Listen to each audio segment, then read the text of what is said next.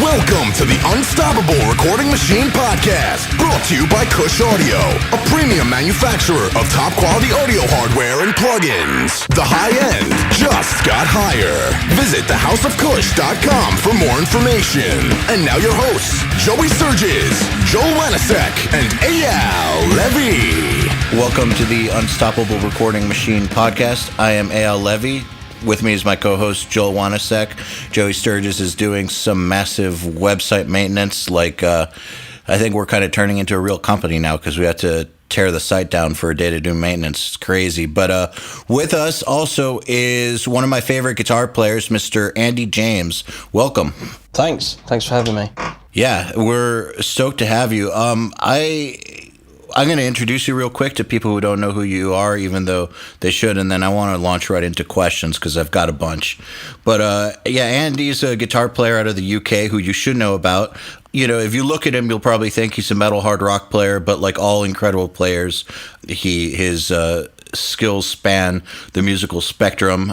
You can find him at the AndyJamesGuitarAcademy.com, which is a really, really incredible instructional site. I've checked it out myself, and there's a ton of great content on there. He's put out 4 solo albums as well as 4 albums with the band Sacred Mother Tongue. And he's the winner of the November Nail the Mix competition with the Papa Roach song Face Everything and Rise. Did I miss anything? No, I don't think so. I mean, I've got another band at the moment, which is Wearing Scars, which it's kind of like a new band. It's been like a thing for a year or so.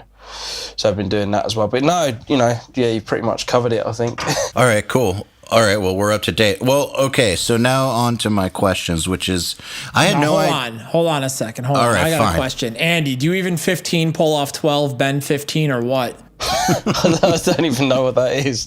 Oh my God, pentatonic, come on. Yeah, that sounds like E minor to me. It definitely sounds like E minor, depending on what your guitar is tuned to. But there's a long-standing joke I've had in my studio, a completely random, off-topic nonsense. Sorry, I apologize. Of course, Andy would know the joke, considering you guys have never spoken before. I'm going to inform him. Then he'll be in on the joke. Next time I talk to him, we'll have that joke and we'll have that thing together. You know what I mean? Yeah. True. Don't deny him that. So, all right. So you've listened to Kill 'Em All by Metallica, I'm assuming, right? I have, yeah. Every fucking guitar solo is the same, 6-note pattern, and it's so great. I mean, some people look at it as bad. I look at it as great, if that makes sense. It's a lot of fun. So 15 pull off 12 just became very legendary. So a lot of guitar players, that's how we greet each other in the shred community. Is, dude, you even 15 pull off 12 or what? Right. Okay. What about a bend on 15 on a Yeah, bass bend string? is cool. You can bend 14. I mean, whatever. Yeah. Yeah, no, most people have got their kind of in jokes and stuff like that. I mean, I normally get ones on my posts and stuff saying, oh yeah, but can you play Smoke on the Water or something like that? Or...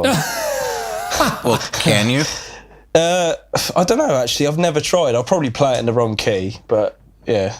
I don't know how to play Maybe I should give that a go one day, see how I get on. Think you can handle it? Give it a shot.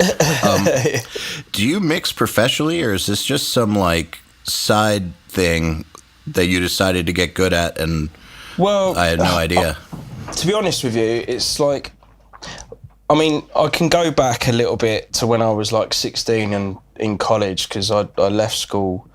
I finished school kind of the normal age that you're supposed to here. You can stay on a bit longer if you want, but I didn't, because I was rubbish at school anyway. So I kind of went to... it just didn't interest me, school. There was just nothing worth learning, really. It was good to hang out with people and stuff, but that was about it.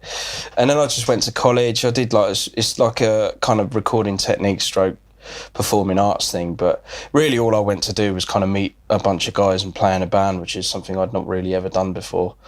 So, the recording side of things, back in, when I was 16, that was probably, you probably know more about the state of the recording industry then than I did, because I didn't really pay attention, but it was 96, 97, so it was all kind of digital, kind of external hard drive recorders and stuff, but some of it was tape as well. Yes, I remember those days very well. Yeah.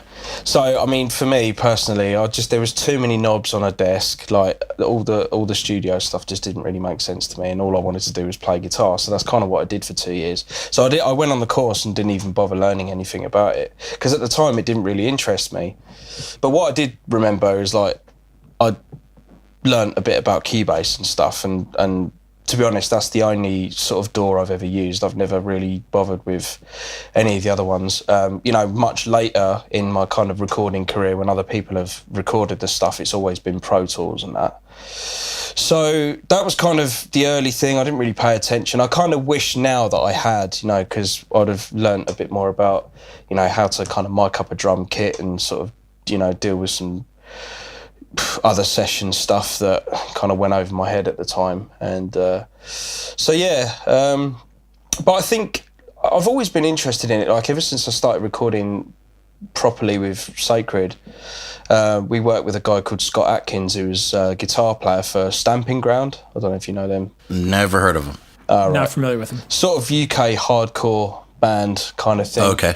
But anyway, he'd sort of learned a load of stuff off of Andy Sneap and that, and kind of thought, well, I'm going to give it a go, because I'm, this band, they were on Century Media and everything, and it kind of didn't work out. So he quit and started doing his own studio. And then I heard about him for a friend of mine, and then I called him up and said, would you be interested in recording a band? He was like, yeah, come down or whatever. So we did. It was like in his sort of shed in his back garden, but he'd done a few bands and stuff. I think he mixed Silosis, Conclusion of Age, and he'd done a bunch of other stuff. In fact, he was kind of doing that record as we went in.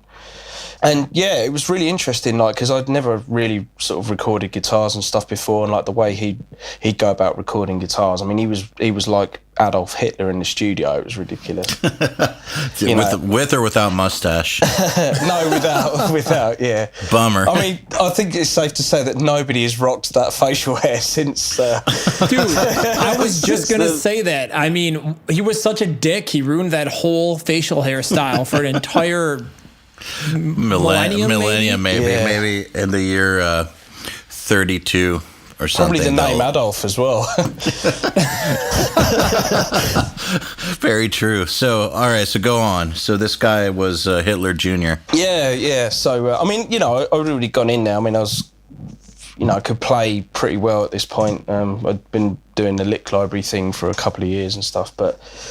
So yeah, it came down to the sort of metal rhythm playing. Now, I hadn't really sort of done a lot of metal stuff, so kind of the weirdest thing happened. Like I got hired at Lick Library to do more of the metal stuff because they needed somebody to do that. What kind of stuff had you done up till that point? Well, I don't know. It was kind of, sort of heavier rock stuff, but none of the kind of, real sort of, down-picking, palm-muted stuff, and that kind of kill switch sort of thing, which that was kind of really my introduction into sort of metal properly, was Kill Switch Engage, because I don't know, for some reason, like, metal had kind of bypassed me through my whole sort of growing up. There's metal elements of, say, like Dream Theater and, like Racer X and stuff, but it wasn't really like Metallica or Pantera or, Megadeth or that Racer kind of X. stuff. Hell yeah. Yeah. Finally someone else who gets it. So much reverb though, isn't it? Especially on the snare. That's like the Steve Fontana sound, you know what I mean? Like Prairie Sun Studios, you got to have literally, I think he must have just dialed that reverb unit in and left it. Is there another setting? That's the only one I would ever use. I don't know, honestly. But I don't think people were using samples then, so in order to get the snare to sound so massive, I suppose that was just it really, wasn't it? Just whack a load of toilet on it and hope for the best. Whack a load of toilet. Amazing. So dude, I need to go to England and learn English correctly. Whack a load of... God, we don't have anything. Whack a load of toilet. Well, I guess that's referring to the acoustics of most toilets, especially probably a big tiled bathroom, Yeah, I mean, I understood what you meant, but what a great way to put it. Oh, shit, that's awesome. Our programmer here in our office for our drum software company, he's from Scotsman, and he has some pretty ridiculous phrases that we enjoy very often. Yeah. Scottish is a very different form of English to, say, what I speak. Oh, yeah. But, I don't know. Sometimes people ask me if I'm from Australia when I go to America. So you don't sound Australian. No, but it just depends on whether those particular Americans have been exposed to anything across the Atlantic before or not, really, or were they just sort of, I don't know, seen Neighbours or Home and Away or something. Or anything outside their hometown. Yeah. They watch those movies with Hugh Grant. Those, like, pussy love movies that all women like and every man hates. I don't know. No, I've only ever watched. He's Wolverine, isn't he? And then he was. What else has he been in? There was a good film he did in ages ago called Swordfish. That was good. I remember. No, that's not Hugh Grant. That's what's his name? That's Hugh Jackman, right? Yeah, that's Hugh Jackman. One. I mean, whatever. Same different Hugh Grant, right? Yeah, sorry, Hugh Grant's English, I believe. Yeah. Four Weddings and a Funeral. He's in all those British love movies from like the 2000s that were really popular that my girlfriend at the time made me watch, and I wanted to kill myself during. Sorry, yeah. I feel like an idiot now. I kind of got the two Hughes mixed up. Like, same first name, that's it. Totally threw me. So you got introduced to metal through a protege of Andy Sneap? Yeah. That's what you're saying? Okay. Well, he kind of just, said to me, look, maybe you should, because basically in a polite kind of roundabout sort of way, he was going, look, you need to get tighter.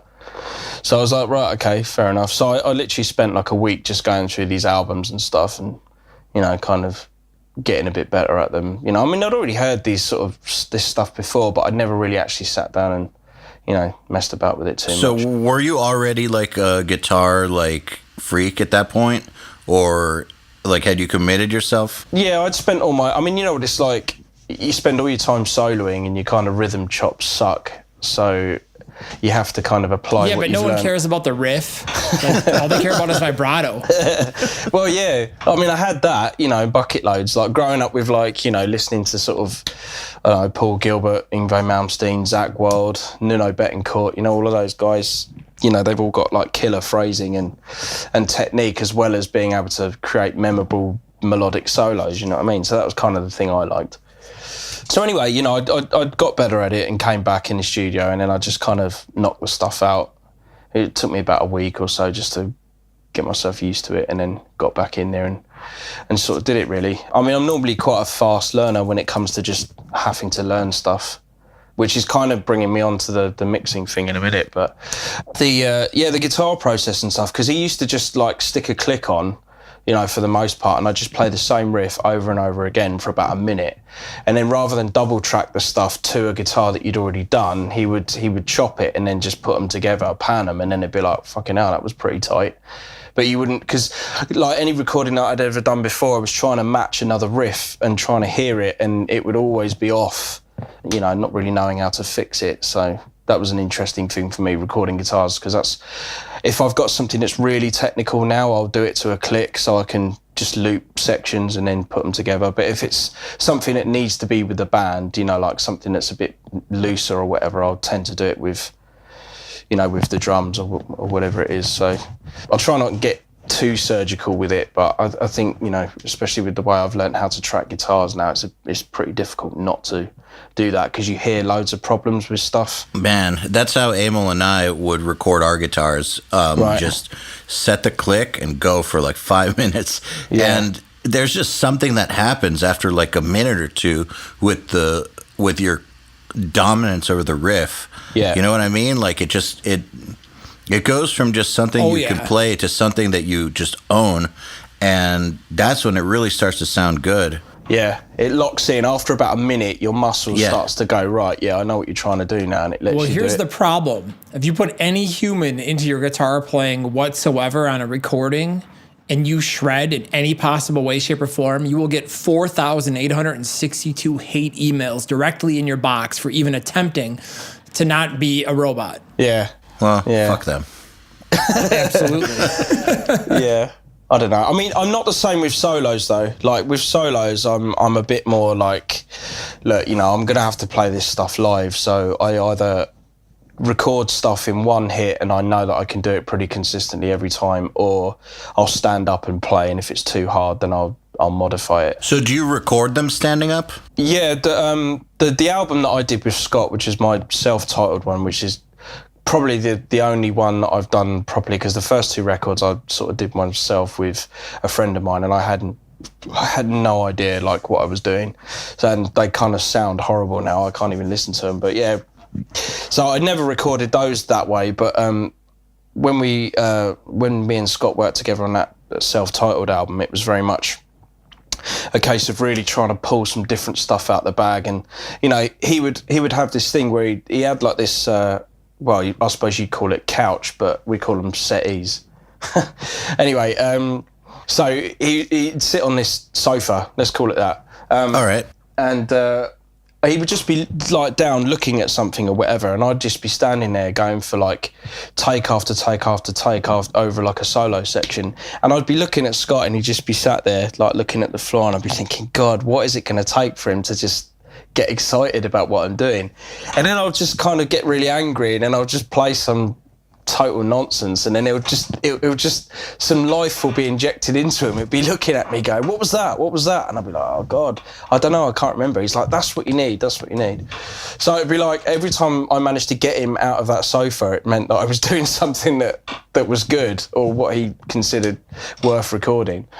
So I think actually that process, it brought a lot out of me on that record that actually is sort of what I gravitate towards now, you know, in terms of like my kind of sound, if you know, because I feel up to that point I never really figured out what it was I was trying to do. So is there did you ever analyze what it was about those parts that got him excited as a producer? Yeah, I think I think they were just kind of like using something that wasn't the bog standard norm for like, you know, guitar album. I mean, I'm not saying that album necessarily is like, no one's ever done that before or anything like that. But for me, it was something that I had not quite done before in terms of a few ideas and stuff. So I learned, right, this is what I need to do. I don't know, say like if you're playing some diminished stuff and then you throw a bit of Mixolydian in there, it's quite a nice mix-up, if you like, rather than just have everything the same. Because I mean, like diminished, because you can play everything the same in 3 fret sections up the neck. Like you have to kind of break up the tonality of that a little bit. So it's kind of learning, because he'd sit there and go, oh, what would Marty Friedman do? Like, because he'd play some weird and wacky sort of like thing, and then I'd be like, right, yeah, okay, that wasn't what I was thinking, but yeah, let's just go with it and see what happens. So I think it ended up getting me to think about stuff slightly differently, you know, melodically as well, trying to come up with things that would be, you know, anthemic. And I think the whole Kill Switch thing as well, like with the influence and stuff like that, is a fairly big influence on the way I write heavier instrumental music, because like my songs are pretty much written like, you know, you have like verses and stuff where you've got the sort of screaming, or the shredding, I suppose, would be the same sort of thing, and then it kind of opens out into these choruses and stuff. And I always liked the way they wrote the songs like that, but I'd never really heard too many instrumental guys writing like that, I suppose. Well, because with instrumental music, you really have to find something to replace that vocal. Yeah. To carry it. And it's hard for like 4.5, 5 minutes. Definitely. Yeah, you just screw off over the whole song with nonstop soloing. Like, why would you want a melody? I mean, come on. Yeah, but you know, when you got to fill like an hour's worth of CD, you know, I'm kind of like, I'm even like it now, you know. Yeah, exactly. Yeah, yeah. But no, that was actually when Emil and I did our instrumental album, Avalanche of Worms, back a while ago. That was one of our biggest challenges, was how do we keep this interesting for like 45 minutes without any vocals, and not just have it be like one of those boring albums that's solo from start to finish. Yeah. It was a lot of work. It was really tough to find sounds and melodies and leads that are interesting enough to replace a vocal. Yeah. I think, you know, that's kind of the thing as well. You know, I mean, you got guys like Satriani that are, you know, even though sort of like technically it's not like the most sort of challenging guitar music, I think from a kind of musical perspective, it was always something that I liked about the way he constructed his songs, and, you know, the melody and stuff. It actually sort of took you somewhere. I mean, you know, not to be like sort of cheesy or spiritual or whatever, but, you know, sometimes you can just listen to something and appreciate it for its technical ability, but then over and above that, you might not listen to it again, if you know what I mean. There's not really anything that makes you come back to the actual piece of music to... Yeah, totally. Every like neoclassical guitar player, they literally are all reliving 1985 over and over and over again. Yeah. And I remember when I was big in the shred scene, there was like, you would get these press releases. I used to have a very big guitar site back in the day called InsaneGuitar.com. All right. And I think I've heard of that. All right, cool. I mean, I haven't done anything with it since maybe 2006 or 7, but you know, back in the early 2000s, like that was one of the places.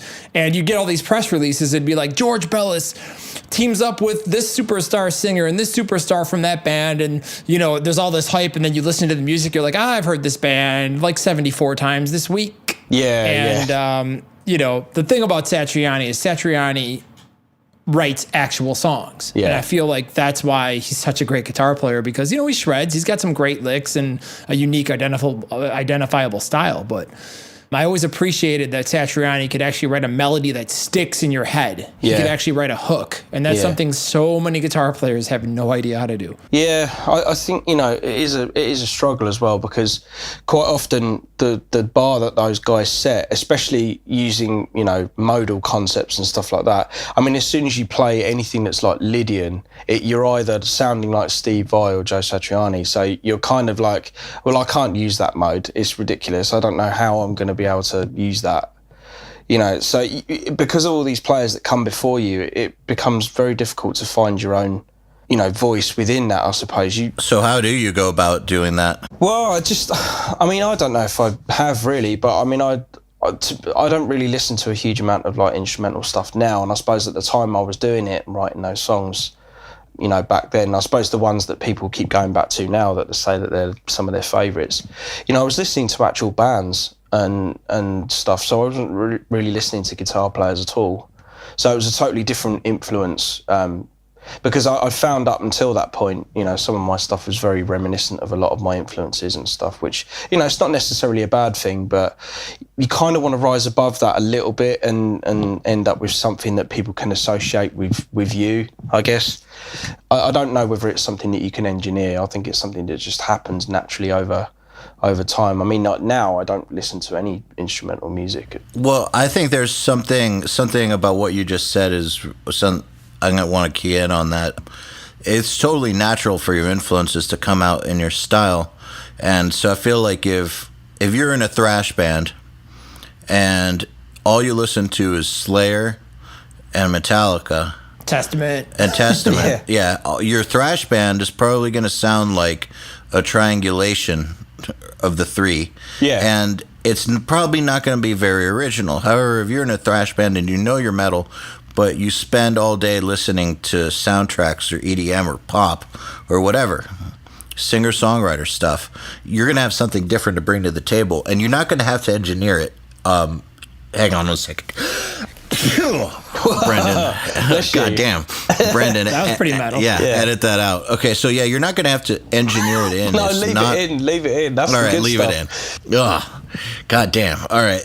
Yeah. That sounded nice. I don't know how you're going to get a segue into that and out of it again, like without it sounding weird. Oh, we can just leave it. Fuck it. But engineer, maybe that's a bad word. I'd say fabricate. Right. Like, I don't think it's something you can fabricate. But I think you need to honestly sit there and listen to other styles of music long enough to where they become part of your DNA. Yeah, definitely.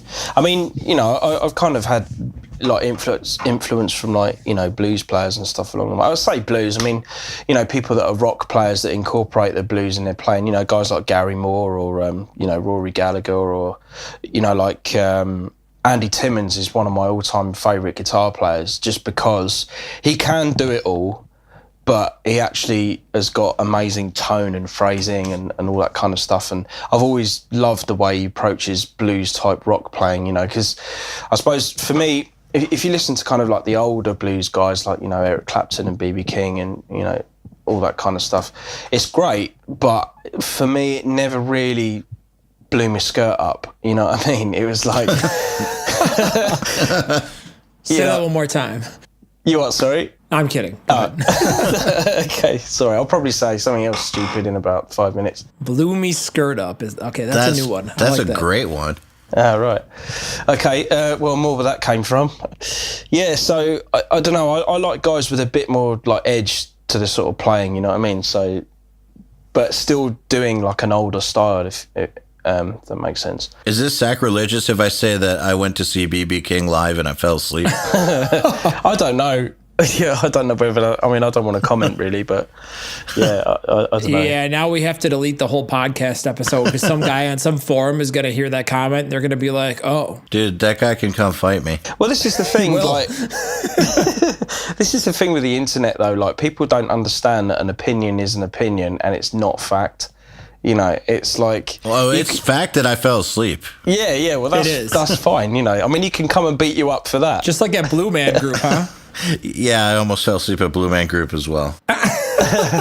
What is that? It's a Vegas show with a bunch of drummers in blue paint doing all kinds of crazy stuff. It's really cool, but I think I've seen that. You know. There wasn't enough guitar playing for us.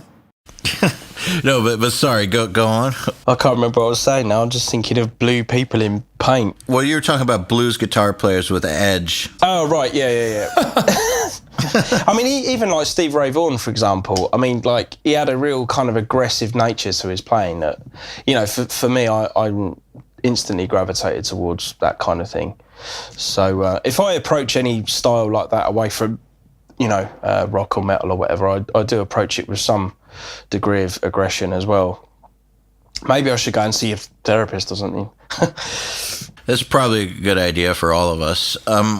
So one question that I've got for you, speaking of great players, you've played with some pretty big names and also some names that aren't that big. Can you differentiate what the traits are between like some of the really, really big name guys?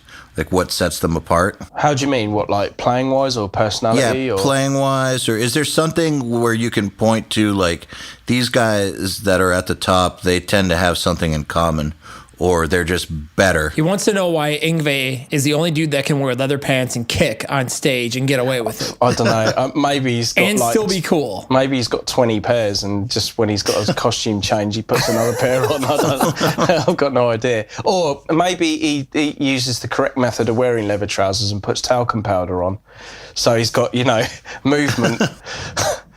Okay. I don't know. I mean, I've never wore a pair of leather trousers, but I've seen people and know people that have and do. So I know that that's a technique used. So yeah, what was the question again? I totally forgot. I'm thinking about Yngwie. Sorry, my fault. Thank you, Joel. Thank you. It was an amazing reply, though. Like, that was talcum powder and leather pants. Like, that's it. What sets? Okay, right. I remember now. What sets? I don't know. You know, most of the guys that I've met and know from, you know, that are big shredder, well, just big players in the industry, they're just really cool blokes. They're just normal people that, you know, they've either got lucky or they work really hard at what they do. And you know, in my experience, it's normally the people that don't want to do the work and that haven't really got anywhere that seem to be the arsehole demographic, you know what I mean? So I think that's one thing. And I think another thing as well is, like, you know, there's always this argument about nature versus nurture kind of thing. And I suppose it depends on the type of person you are. But for me, I'm quite an obsessive person. So if I really want to do something or learn how to do it, two things happens. One is I'll just do it even if I don't know what the fuck I'm doing.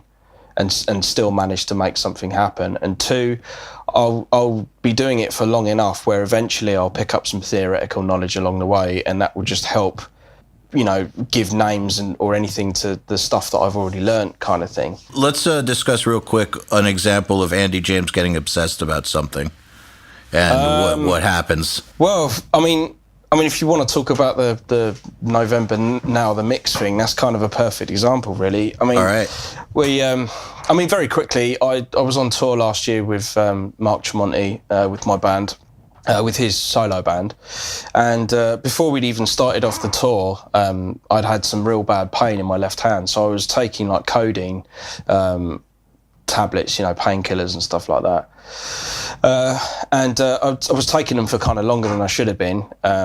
Anyway, we were on the way and we had to stop in Switzerland overnight before getting to Italy for the first show. Did they take them at the border? No. What happened was I'd taken another friend of mine's sort of painkiller, which is the same kind of thing, but just a lot stronger. And then when we got there, I had some alcohol and I don't know what the fuck happened, but it nearly killed me anyway. So it was a really bad experience. I was in the car park, like almost passing out, throwing up. And then for the next couple of days, I was thinking about maybe I don't want to be alive anymore kind of thing. It was pretty bad. Like, I don't know what happened. Anyway, I thought like after a few days that would subside and I'd be fine, but it took me 8 months to get over that. So what with anxiety attacks and panic attacks and being like scared of going to sleep and all that kind of stuff, I was just like, I had no idea, what had happened. So anyway, a bunch of therapy sessions later and stuff, and I'm okay now. But for the most part, I think it was probably back in January or whatever, my singer, Chris Clancy, he told me about this website because, we're back in... Oh, I know Chris. Yeah. He's great. Yeah, so we're talking about, like mixing and stuff, and I was mixing some demos and stuff, and he's like, I think you've got a good ear, maybe you should probably just give it a go, like, and see what, so he said there's this website you can, go and join and have a look and stuff. And I think when I joined, it was neck deep or something you guys were doing. So it was that, and I had a go at that, and I didn't really do a very good job of it, but it kind of made me realise that there was a lot of stuff that I needed to learn, as well as, just being able to hear what was wrong with certain mixes or anything like that. So I'd been watching, all the videos and you, Joel and Joey talking about, how to do this, how to do that. Loads of really awesome, like, tips, pretty quickly kind of getting my head around it, messing about with some demos and stuff, and then backing and forth, with Chris, going, look, what does this need? What does that need? And then he'd just give me some pointers, and then I would start to get a picture for, like, where the guitars should be, how to sort of do your drums properly, how to organise sessions and stuff, just to make the workflow a bit better. And then fast forward a little bit, he sort of said, because he knows I'm really like into that kind of Churko thing anyway, like, with the Death Punch stuff and In This Moment and Papa Roach. That album that Kane did is like one of my favourite kind of pop rocky metal albums, you know what I mean? So I really love the sound of that anyway. So when he told me that Kane was going to come on and do this thing, I was kind of like a little schoolgirl, you know what I mean? I was kind of quite excited about it. So I guess, like, as soon as the stems were available, I got them, and I spent like probably a good couple of days just really trying to figure out how to get this to sound any good, without really knowing a huge amount about what I'm kind of doing, to be honest. So I didn't even send the mix to Chris either. I just kind of did it. I got it, and I played it in the car and on my headphones, and I was kind of like, right, I think this is okay. I referenced it a bunch of times to the actual track. I mean, I couldn't get it anywhere near as loud. I mean, honestly, now I know how he did it, but I was kind of like, how the hell has he got this so, like, loud? It was just that's probably one of the loudest albums I've ever heard anyway, like, compared to anything else. But him and his dad seem to be able to just make these productions that just sound so massive. You just wonder, like, what they're doing. But interestingly enough, when I watched Kane do, like, especially the drums and stuff, he'd use some electronic hits as well in the kit, which is what I did. I've got some dubstep things in a folder, and I used a sub bass drum, and I used something on the snare as well, just because I couldn't figure out how to, like, get the snare sounding that big and that loud and still cut through the mix kind of thing. So I used about 6 samples. That's like the secret sauce on his drum sound. I think so. I mean, along with it's a massive contributing factor. Yeah, absolutely. Along with everything else he does right, the electronic samples make a huge difference. Do you know what was weird? I think that maybe the reason why I used it is because when I read the synopsis of, like, what everybody had to do, like, it said about electronic samples, and I wasn't really prepared for what that meant, because I think what that meant was that the intro and everything kind of running throughout the song had, like, some hip hop elements and stuff in it as well. I didn't realise it was that. So I think I'd had these drum beats in a folder anyway that were already ready to just load into Slate Sampler. And because I'd read that synopsis, I just thought, oh, maybe he was using these. So I think that's why I gave it a go, because I just shoved them in, and it made a massive difference to the kit. Like, you know, let me just take a moment to pause and tell everybody listening, this is why we post these notes for you guys, and why we take the time to get the guest mixer, to write them out, because they're not doing it for their health. They're doing it so that you guys have a little bit of direction in which to take your mix, because you could go in a million different directions, but only one of them's right. And yeah, I just think it's cool that you read it and that somehow you came to that conclusion. Yeah, well, I just added that to the stuff that I'd already learnt about. I mean, the thing is as well, like with that drum thing, I mean, I listened to a bunch of the acoustic kit and stuff, and then the other thing was, because they were saying about sampled drums, I was expecting some kind of MIDI file to be in with the files, but it wasn't. So I went in and I drew the whole drum kit beat from start to finish. So I just drew the whole lot in. So the mixture of the drums was actually Drumforge, which is your expansion for it, which right. I love my that. expansion. Yeah, it's brilliant. Oh, awesome. I love it. Like I've used that for like a solo album that I've got coming out, which I've mixed, and a bunch of other stuff which I've kind of done separate from any other bands that I'm doing at the moment. But yeah, I just find it like, I don't know, like I've sat there with Superior like for a long time, and I don't really like it. I don't know why I can't get a good sound out of it. Like most people seem to be able to sort of do really well with it, but I don't really know what it is, because anything like that, like I use the Drumforge thing, and then I just use Slate to load in the samples, and then what I do is I just copy the MIDI track onto the other one, and then that just triggers like the bass and drum samples, and then the rest of it, overheads and all of that. And then what I did was, because also in that synopsis as well, it said about using the real kit as glue.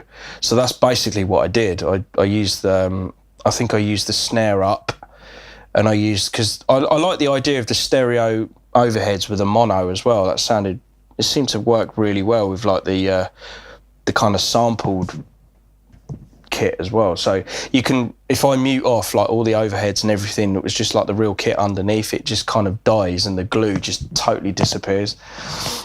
So yeah, that was cool. What else did I do? Oh yeah, like, see, it was good for me because I'd never done singing vocals either. So I'd done a bunch of screaming stuff that Chris had sent me, like for some demos that we'd done, and then You work with Chris Clancy and you've never done singing vocals?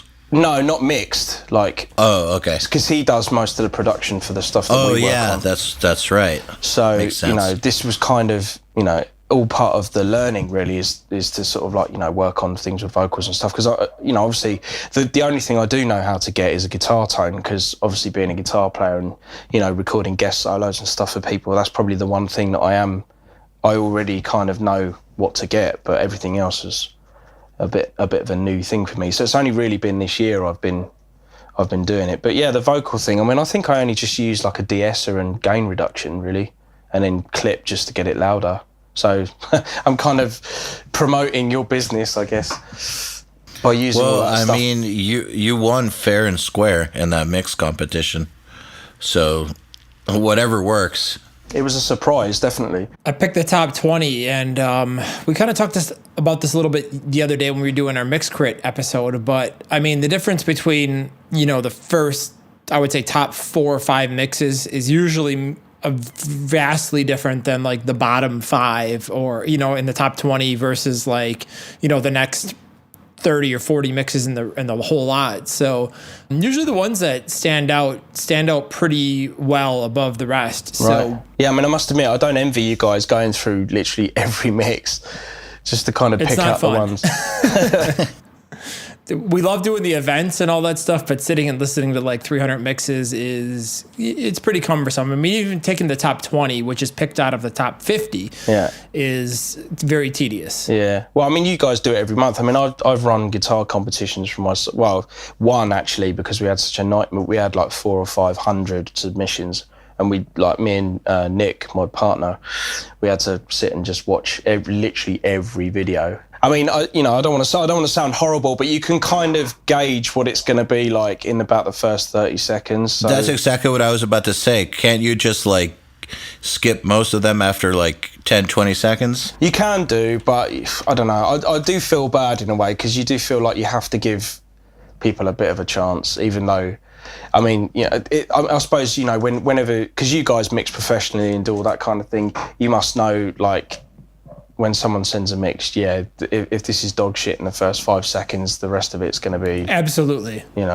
Which is not to be horrible, but, I think it's experience tells you that, you know what I mean? Just the balance, like if you're doing a radio rock song like Papa Roach, for example, and the guitars come up and they're 2 dB louder than the vocals, immediately you're just like disqualified. It doesn't matter how good the mix is. Yeah. If you're not mixing a top 40 style mix with a top 40 style, how is that going to compete with all of the other songs in the top 40 that you normally want to compete against? So it's pretty easy and obvious. It's like you can, if you're an experienced guitar player, you can watch a bunch of guitar players solo and immediately just watch their fingers and be like, okay, this person's just learning. This person has absolutely no vibrato. This person's bending technique is shit. This person's pick attack is garbage. You just know right away. Yeah. So it sounds like you almost died, and due to pain in the hand and almost dying, you somehow learned how to mix. Well, out of it. What it was now the mix has been a bit of a kind of been a bit of a therapy stroke. I don't know, kind of thing for me to just focus on that that isn't guitar and what I do like for a living anyway. I mean, I've been well now for about 4 months, like signed off well. But yeah, I mean, up until that point, I was literally didn't really go out much. I didn't go anywhere or do anything, even though the internet might have people thinking otherwise. I mean, I came back from NAMM and I was fucked. So yeah, for me, it's been a bit of a sort of salvation in a way to have something else to sort of focus my mind on.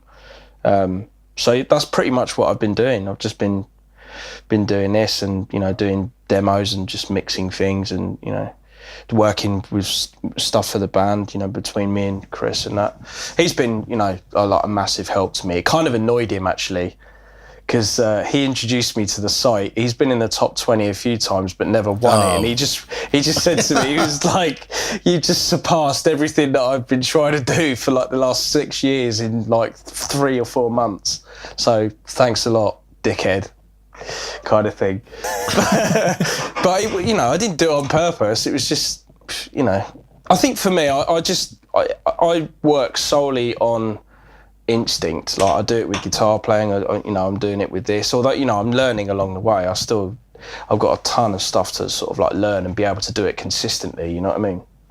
So, for me, this is very much the kind of, right, well, I'll just throw myself in at the deep end. I'll mix. It doesn't matter if I don't know what I'm doing or not. Does it sound like the record? No. Well, it needs work then, and I'll just keep doing it until it sounds, and I used to do that with guitar playing as well. I mean, I did it for a living for Lick Library for a long time, dissecting players' styles and almost being like a sort of guitar impressionist. So I think it does really train your ear to sort of be able to hear what actually is and not what you think you're hearing, kind of thing. I know people have that, thing where some people are hearing something and it's totally not what the real thing actually is. And then you're like, yes, you can't hear that. Like, Like when you see a cover that someone posts and they're playing things like whole steps off. Yeah. It's like, how do you not hear that? Yeah. What is going on? Like, how are you not? I get mad. I'll tell you guys a story. One time I had this, we'll call him a singer. I say that loosely. Come into my studio, and this is a signed band. I mean, it was a small label, but the band was definitely signed, and they were on their way towards breaking pretty quickly. The singer was tone deaf, so it's like you have one job in this band, and that's to sing, and you can literally not hit a pitch. I had to have him sing each line a few words at a time, about 40 to 50 times each, and then auto-tune it into what it was supposed to be while singing to a reference guide. Right. It was incredible. Joel. Some people just don't have it. That's all I'm saying. Joel, great story, bro. Yeah. Yeah, great story. Thanks. No, I'm just kidding. I'm just kidding. That was a good story. I'm going to take 10 scoops of pre-workout and come over there and find you. Yeah, that's fine. You should come visit, man. You've never visited me here. But so how long did you spend on this mix? You said just a couple days was it like? Well, this is what happened, because I was in a bit of a panic actually, because I sent the wrong one initially, because I did 2 versions of it, because I did 2 different masters, because I couldn't decide whether I was going to send one that was a bit louder or slightly brighter than the last one I did. But no, I downloaded the stems on, I think, the 3rd of December, and I submitted it early morning the next day, so I probably spent about 7 hours on it. So, and you won it in 7 after. That's great. All right, so that's another thing that we keep telling people, which is don't spend too long on these. Like, yeah, work at them, get it right. But if you're spending weeks on it, you're spending too long.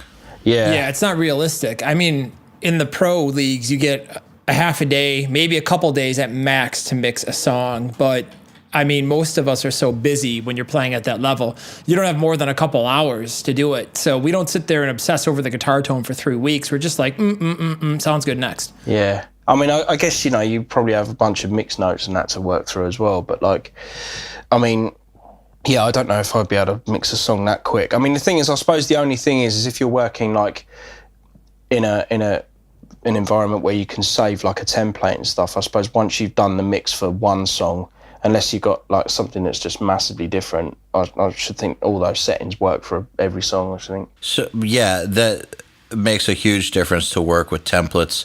So, this is kind of impressive because, like we were talking about earlier, you get good at dialing in tones for the instrument that you're good at, like. And you being a guitar player, I've heard how a lot of guitar players mix, which is guitar heavy. And this was more of a pop song that's supposed to be vocal heavy, and you nailed it. And do you find it challenging to mix something that's vocal heavy, or do you find yourself overly biased towards guitars in a mix? No, not at all. I mean, I actually hate guitar. I'm just kind of like... Isn't that the truth, though? It's that frequency. It's like, God, you just... Because I like the way those guys mix, though. I mean, like, when you listen to anything that Kane or Kevin's done, like, they seem to have the guitar so present in their mixes, but, like, the thing that really impresses me about the stuff that they do is the drums. And for me, like, whenever I'm listening to music now, if the drums suck, then the rest of it can fuck off. So I just, so for me, that's kind of the main thing. And that was like the main thing I wanted to get right, or try and get right in this mix, was to just get somewhere close to what he was doing, like with that particular drum sound. Because it's, I don't know, it's almost kind of tribally aggressive. I don't know, I don't know how to describe it really. It's just massive. Because a lot of metal bands and stuff, in order to get the big guitars and stuff, like those Kill Switch records that I mentioned or whatever, you'll notice that the kind of drum kit's sort of popping in the distance in the background, and everything's so guitar driven. But actually, I was referencing End of the Heartache the other day to just make sure that I wasn't getting paranoid about my own solo album mix, because like when I play it in my car, the kind of sort of 2 to 4K range is just ridiculous, especially on it's a new car, and it's one of those crappy new stereos that doesn't seem to have an amp that's got enough headroom for the speakers that it's driving through.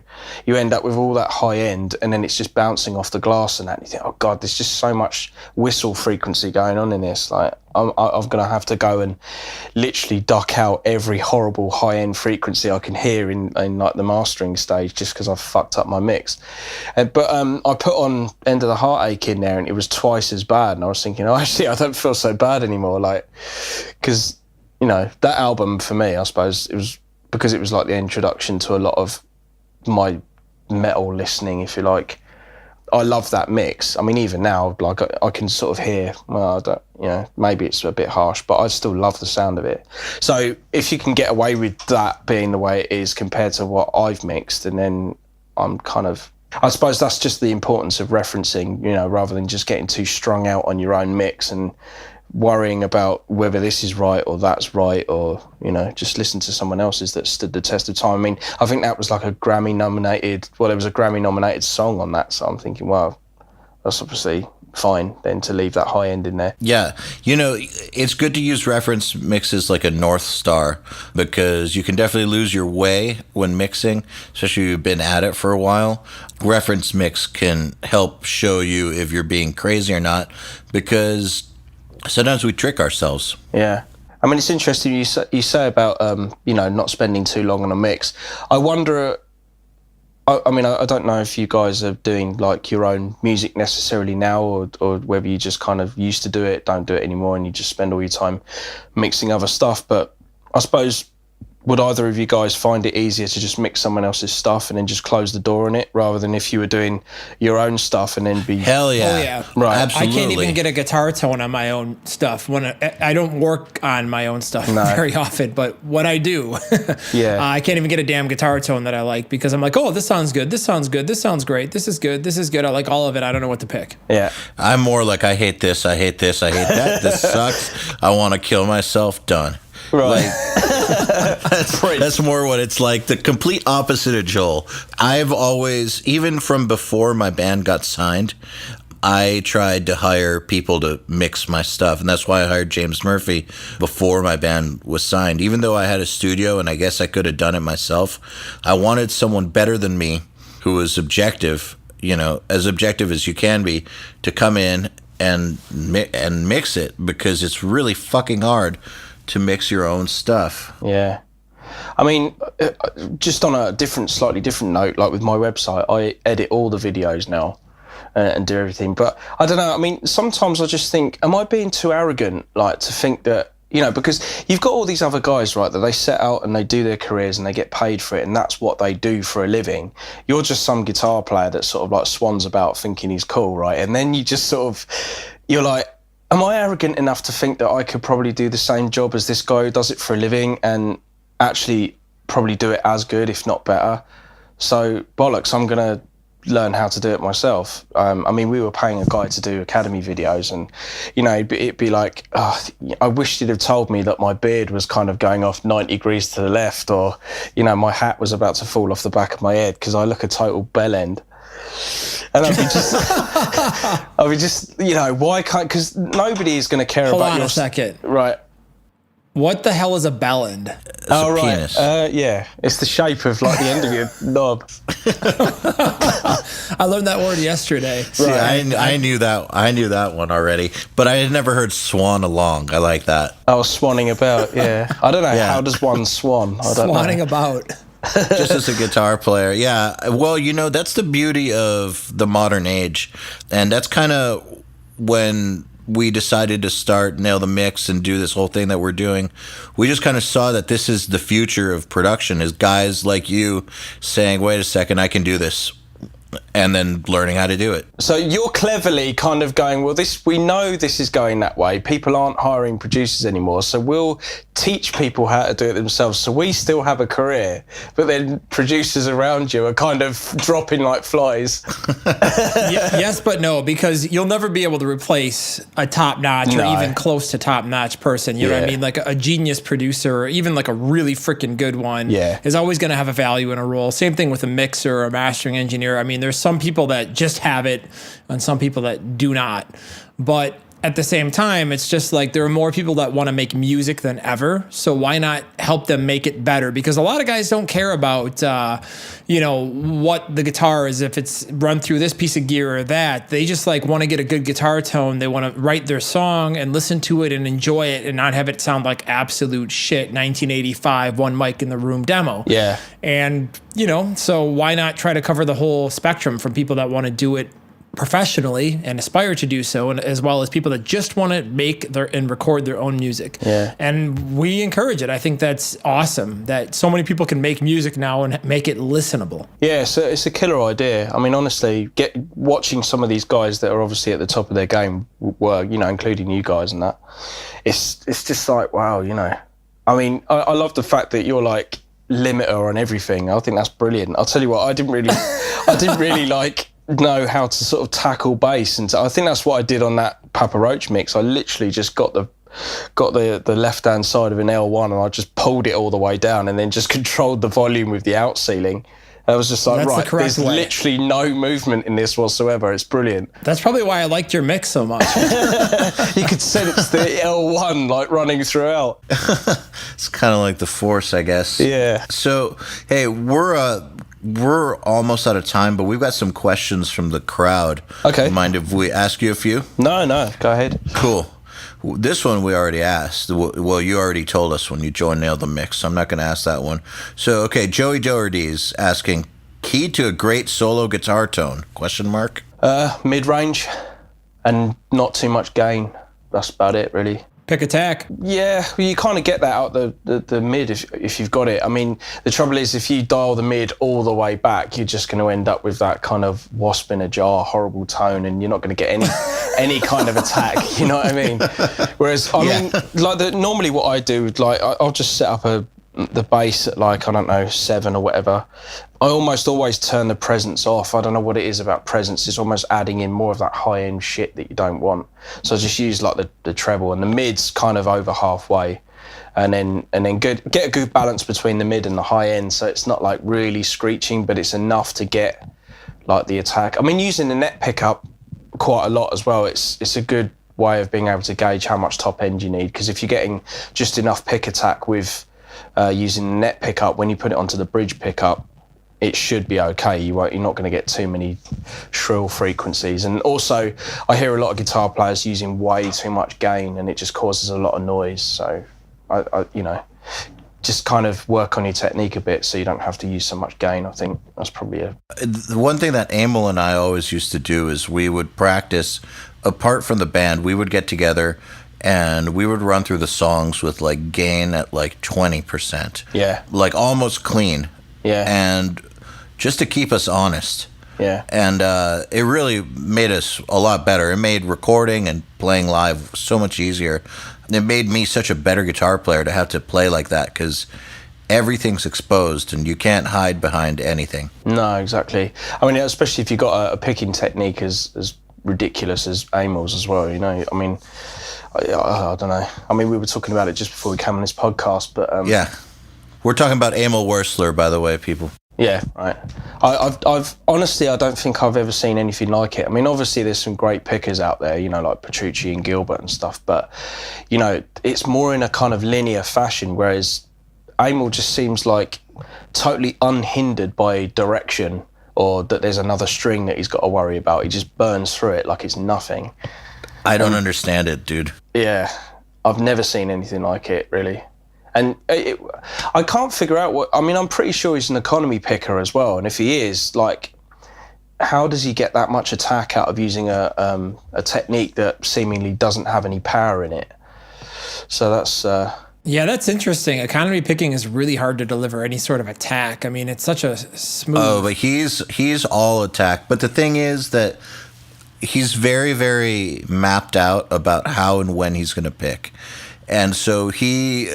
Like, I mean, he plays a lot of guitar, but he also not just plays, but he analyzes his picking like crazy. I've never seen anything like it either, but the way that he lays it out across the fretboard and which strings he's going to play, how he's going to pick, when, right, where, why, all that is worked out for it to not just sound great, but be totally fluid.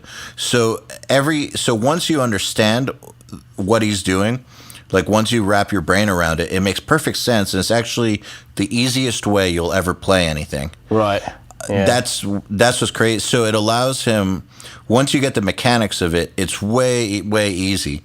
And I mean, it's fucking hard, but I guess what I'm trying to say is once you figure it out, it's not hard anymore. And it's actually designed in a way to where once you wrap your head around it, it's so fluid that you can play hard as fuck. No, I totally understand. I mean, that's kind of the way I approach it, really.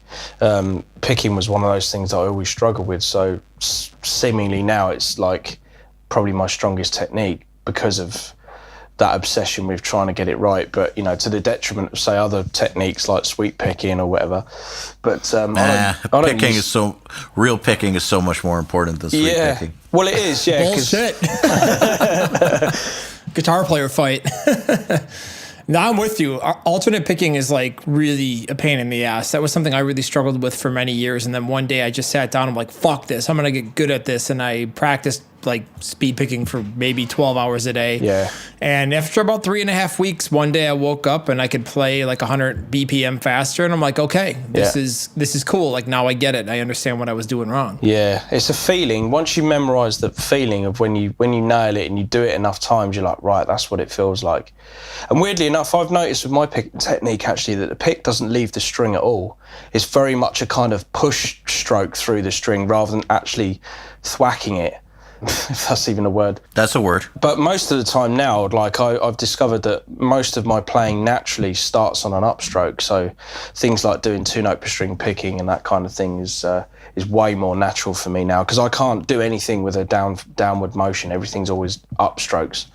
But it's still alternate picking. It just starts the opposite way round. And I teach that concept as well, and some people it's really helped them out, and other people they're still not quite getting their head around it. But as a matter of fact, one of the things that Emil taught me that made me way better, like right away, was to focus on my upstrokes. Because your downstrokes come a lot more naturally to you, but your upstrokes are 50% of your playing. So if you work on your upstrokes, you're probably going to be 50% better at least. yeah, I mean, Hetfield used to only play with down picks, so I'm just saying, if you guys want to use upstrokes, you can. yeah. But real men just chug and play down picks. Yeah, the thing is though, when you wear your guitar that low, you can't reach to do an upstroke anyway. That's like literally the full stretch. Exactly. So that's it. Why set yourself up for failure? Just down pick metal. Yeah, exactly. That used to be like a legitimate thing in guitar back in the day. Like the amount of downstrokes you had in a riff was like an actual thing of pride. Yeah. Oh, yeah. Ask yourself, what would Hetfield do? I mean, if Clint Eastwood could play guitar, he would only use downstrokes, most definitely. Yeah. Fuck yeah. If Clint Eastwood could play guitar, I think that he, James Hetfield, and Zakk Wylde would have a band. Yeah, possibly I'm with Chuck pretty Norris on drums. Probably so. Yes. And there would be no upstrokes. No. So here's a question from Charlie Williamson, which is, when writing a solo, do you tend to improvise it on the spot, or do you write the solo beforehand? I probably do about 400 takes of the section that I'm going to play over and improvise it until certain things... Like actually 400 takes? Yeah, it's been known, yeah. I will sit there and just... Because I enjoy playing as well, and if I enjoy the part, I will just keep looping and looping and looping, and then I'll forget, but then I'll kind of look at how many takes I've done, and it'd be like 400 odd.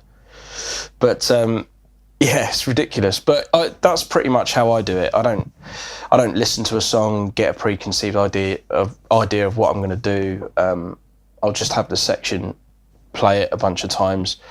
There'll be kind of licks that are go-to things. Like when you improvise, there's always things that you just naturally gravitate towards, like the same old kind of, patterns and this, that and the other. And then if I'm kind of bored with that and that doesn't really work, then I'll maybe maneuver some of that around to be a bit more, interesting. I mean, for me, I try and record solos incorporating anything new that I've learned recently. So it forces me, like, I mean, if I'm doing like my own stuff or whatever, and I have to be able to recreate it, most of the solos and stuff that I write is incorporating things that I've probably only just learned. So it keeps me on my toes in terms of like, right, I've just learnt this lick, I'm going to put it into this solo. Obviously, try and make it as musical as possible. It's not all about the lick that I've just put in. But it stops me from playing the same thing all the time, because if I did just sit there with a solo, I could probably just wing it. First couple of takes, I could get a solo that I haven't messed up or whatever, and we could use that. But then it would, every time I did a solo over the similar kind of thing, it would be that same solo in just a different order or whatever. So that's probably the most important thing that I have in my mind when doing any new solos or whatever, is just to try and think about anything new that I have learnt recently or been working on, and try and work that in somehow so it keeps it a little bit fresher than it normally would be. Makes sense. Here's one from Paul Forfeit, which is, what's your guitar warm-up routine? Do you spend a lot of time warming up, or do you just go for it? And mixing, how do you not mix the guitar louder than all the other instruments? Wink, wink. Well, I mean, we talked about that, like, with like the drums and stuff, and because actually the song that I mixed for the website was, it's a great vocal. I mean, like, it's a really good song. I mean, I'm not surprised it's number one. It's such a memorable kind of song. I mean, I've always been a fan of Papa Roach anyway, since the Infest days, so I don't think they've really done any wrong in my eyes, kind of as far as writing and putting stuff together. So it was quite cool actually to work on the vocals for this song as well, because there were so many of them. So yeah, the guitar was the probably least interesting thing about it, to be quite honest with you. So I suppose everything else just sort of took precedent over that, really. Real quick, let me just say, Joel has to go, but we should keep going because we've got more questions. Or does he need another shit? Yeah, I got to go pick up my car and all that fun stuff. So Fuck you, Joel. Andy, thanks. That was awesome. You're hilarious. It was a very good time. Oh, okay. Cheers, we're going to keep nice going. To meet you anyway. Fuck you, Joel. All right, guys. Cheers. All right, see you later. All right, yeah, well, we didn't need him anyways. Sorry, that was a 2-part question, so I think I skipped. Yeah, well, he was asking about your warm-up routine. No, I don't really have one, I'd probably just sit and play the same kind of lick that just comes to my mind, when I get up. Because normally when I get up and there's a guitar near or whatever, I'll just to kind of wake myself up, I'll sit and just, play and do a bunch of stuff. But I haven't really played guitar that much this year, to be honest. Not really for pleasure. It's more been for like if I've needed to do videos for my website or do anything. So I haven't really worried about whether or not I'm gonna lose some kind of dexterity or whatever. And I think a lot of it comes down to this new pick that I've got with Dunlop. It's a new signature pick that me and Chris Johnson have been working on. And it's done now, but there's something about this pick that means that I don't have to warm up. I don't know what it is, but it just cuts through the string, and I just feel so comfortable.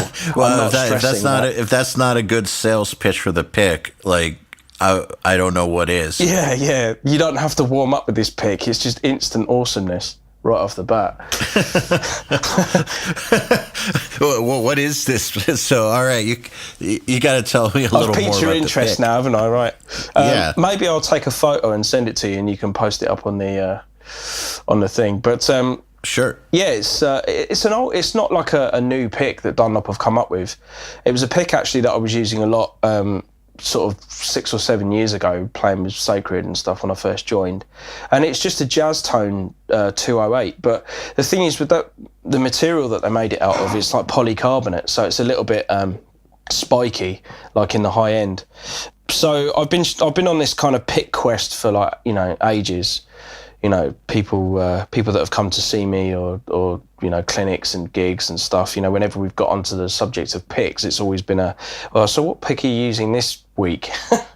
So, it's like a totally different thing. But I decided I was going to go back to those polycarbonate ones because I thought, I stuck with those for a good couple of years at least. That was the longest serving pick I've ever had. There must have been something about it that was good. And then when I started playing with them again, it reminded me actually it was the material that kind of put me off of it.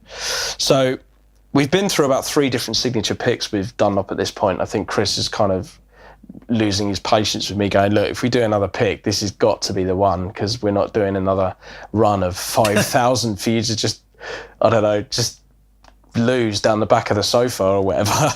So yeah, I was like, right, okay, I've been using Ultex for a while now. Can we try and do that pick, but with Ultex? And he was like, yeah, I'll have a word to Dunlop guys and see what they say. So he came back with some good news and said, look, we're gonna do you a run. And actually, no, before that, he had some 3mm prime tone ones, which are kind of the same shape. And they were sitting around the office, and he went, do you know what? We made these a while ago. Nobody's using them. I mean, these were 3mm picks. Mine are 2mm. And he went, look, we'll just send them to you and see how you get on. Nobody's using them. No one gives a fuck about these picks. They've been collecting dust for ages. Anyway, he sends them to me. And of course, because it's a pick that everybody else hates, I instantly fall in love with it. And I'm like, right, this is definitely a step in the right direction. And that was made out of Ultex. But I found it was a little bit too thick, and I didn't like the pick grip that it had on it, because it's a bit like a big stubby in the middle where they've dipped it and put some carving into the pick, and I don't really like that. So yeah, he agreed to do the Ultex version of the 208, and he sent them to me, and I've been using them since the beginning of this year, and I probably won't ever use anything ever again. And I can say that hand on heart, these things have just kind of changed my life in terms of consistency. So you got it here first. You don't need to warm up if you use these picks. No, but I'll send you a picture so everyone can see, you know, what they are. Yeah, please do. So here's a question from Robin Lejean, what are your go-to pickups? Well, the ones I've got in my guitars right now are the EMG Metalworks 5766, and they're actives. They've been pretty much, when ESP said they wanted to do like a signature guitar with me, we were initially just going to put like the 85 in the bridge and 60 in the neck, because that's what I was using for like a long time. And while I was over at Jamplay filming some stuff for them, I had a couple of days where I left Cleveland to go to San Francisco to do some filming for EMG. And when I was there, because Chris, who now works for Dunlop, was working for EMG at the time. And he said to me, he said, look, we got some new pickups. You know, nobody is using them, apart from the only other guy that's using them is Richie Faulkner from Judas Priest. And I was like, right, okay, because he came up with this idea that he wanted something that was a little bit hotter, but more kind of retro looking, you know, with the metal casing and stuff. So they came up with these 5766, which actually I think, if my memory serves me correctly, was actually a mistake by EMG, because they wired one of the pickups wrong and sent them to Richie Faulkner, and then he rang them up and said, what have you done with this pickup? And they went, oh, right, because he I don't know, somehow he knew like what it was supposed to be, and then he realised it wasn't what it was supposed to be, it was something else. And then they had a bit of a revelation. They were like, oh, right, yeah, it's not supposed to be like that, but if it sounds great, then we'll leave it. So, happy accident. Yeah, exactly. So I think it's got something to do with the pole pieces or something. I don't know. You'd have to speak to Rob Turner to find out the exact details. I'm probably remembering it wrong, but I know there was something wrong with it that got left. So anyway, they had like another set, and Chris just gave me them. He said, look, you know, put them in your guitars, you know, see what you think. Because at this point, we'd already come up with the design for the signature guitar, and it was going to be all black with black pickups and everything. But these pickups he gave me were chrome, and I put them in the guitar when I got back to Cleveland. Instantly, when I looked at the guitar, before I even played the thing, right, to hear what the pickups sounded like, I was like, well, this has just completed the look of the guitar, because the chrome pickups with the matte black just looked amazing to me. And I was kind of thinking, well, I hope the pickups play as good as they sound. And anyway, I plugged them in and stuff. And yeah, I don't know, right off the bat, it just had a real liveliness, like almost like there's like a preamp fitted in like the volume control or something, where you hit it and you get a bit of extra gain. Because I've noticed now, going back to the setup that I used before, I feel like I'm getting a lot less out of the pickups than using these ones. They're pretty lively, but it's a nice lively. It's not, you know, it's not uncontrollable. You just feel like you can play anything, kind of thing. So there you go. You don't have to warm up if you use my picks, and if you use those pickups, you can play anything. Yeah. So there you go.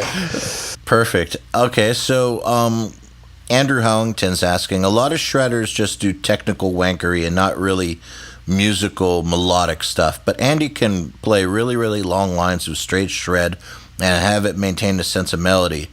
What is his mindset while writing guitar solos to achieve such great results? By the way, just bought your hybrid picking lesson pack.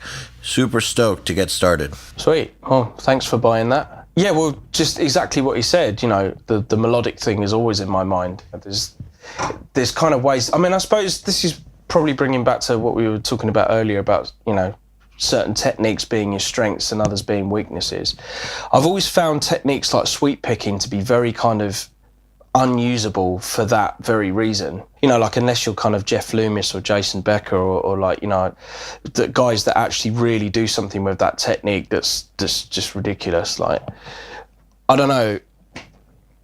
Or say Frank Gambale, for example. I don't want to leave him out because he's kind of the guy that started it all. But yeah, but a lot of that kind of monotonous up and down arpeggio thing, just it never really sort of sat well with me. But I realised from an early kind of time in my career of playing guitar that arpeggios were definitely a way of being able to cover a lot of the neck very sort of like quickly. So I suppose when Paul Gilbert came along and with his concept of like string skipping and stuff like that, it was really great because you can sequence the notes in such a way that actually make the lines and arpeggios sound way more melodic and that was kind of a good start for me, really, was experimenting with how many different ways that I could use that technique in order to, get melodic sounding passages and stuff like that. Also, I suppose it depends on influences as well, because I naturally gravitate towards guys that are very technical but very melodic. Guys like Tony McAlpine, John Petrucci, Vinnie Moore. I mean, there's hundreds of guys, but they always managed to maintain a sense of melody with the way that they played, and I suppose that's just sort of stuck with me, really. And plus the fact, with a lot of the earlier demos that I'd done with like songs and stuff, because I'd got strayed from the path a little bit and really did just have a time where I was just concentrating on technique and nothing else. It was pointed out to me, by non-music people, that they're like, yeah, it sounds like, you really know what you're doing, but I don't know what you're doing. And to me, that just makes me not want to listen to it. So I guess it's that, really. It's being able to play music to people that aren't necessarily guitar players and still get what you're trying to do. And using that as a bit of a rule of thumb has helped a lot as well, in terms of being able to write music that can speak to people other than guitar players, you know what I mean? Speak to actual music listeners. Yeah. Just I mean, I don't want to say the average person, because that makes it seem that I'm somehow better than they are because I'm playing the music and they're just listening to it. But yeah, the average listener, I suppose. I mean, if you think about the percentage of the population, there's probably more people that don't play an instrument than people that do. So yeah, for sure. All right, here's one from Oleg Novakovsky, which is, did you have any career plan or strategy when you were beginning to emerge as a guitar player?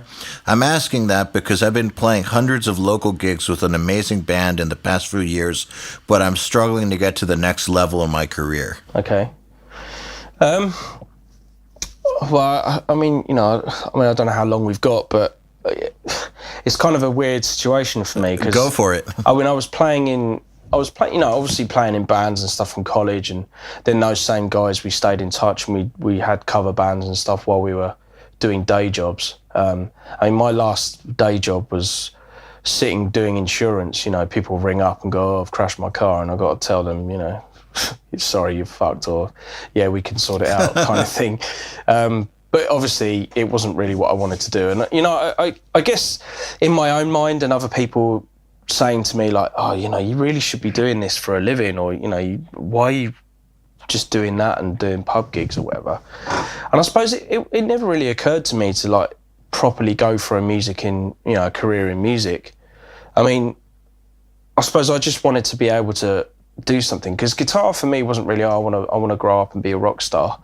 It was like, because I was pretty useless at school and stuff like that, it was more a case of something that I understood from a young age, and I did it as a social acceptance kind of thing. Like once I kind of started to be able to play a little bit, I noticed that kids that maybe thought I was probably a bit of a loser before were starting to think, oh yeah, actually, he's pretty good at that, it's pretty cool, I can't do that, and he can do something that I can't do, so I don't know, maybe that makes him all right, kind of thing. So there's that, and then I don't know really, and then just sort of like doing gigs and stuff like that. But I suppose the more and more people said, oh, maybe you should sort of like, think about doing it professionally, that's when you start to kind of think, well, how would I go about doing that? I've got no contacts, no idea.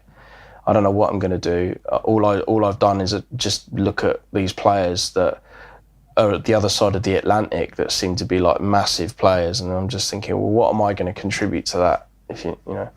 So anyway, I was working one day and I got like a guitar magazine, and I saw that there was like a guitar competition being advertised. It's called Guitar Hero, I think.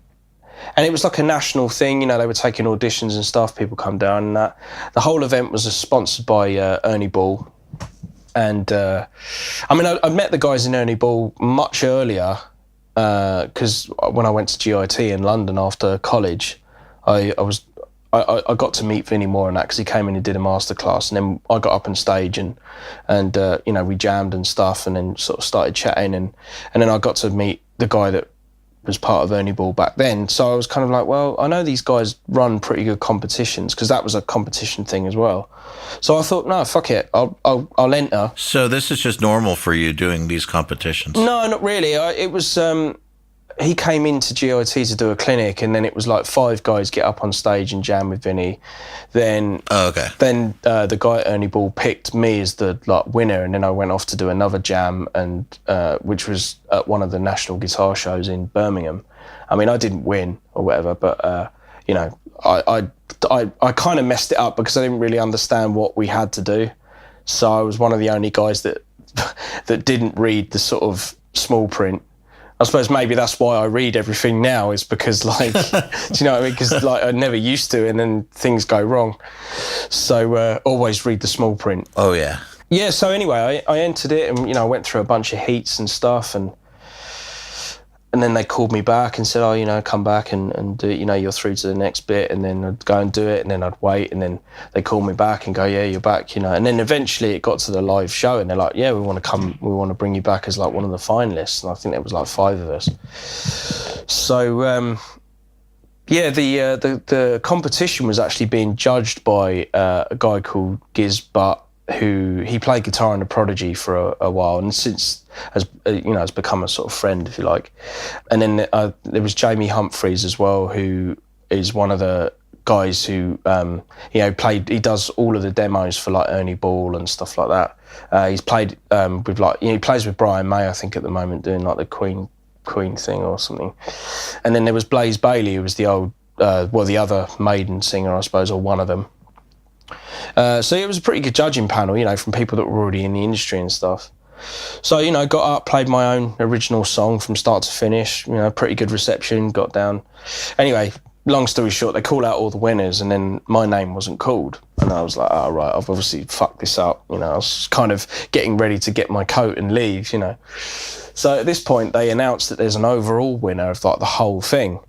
So I thought, well, I better stick around for this, And anyway, they called out my name, and I couldn't believe it. So I ended up, I won a guitar and an amp and stuff. And nice. And then, it was through that like I mentioned Jamie, but he actually worked for this company called Lick Library. And, I don't know if you've heard of them, but it's like a company where it does all this instructional stuff, everything that you can ever hope to learn or want to learn or think of.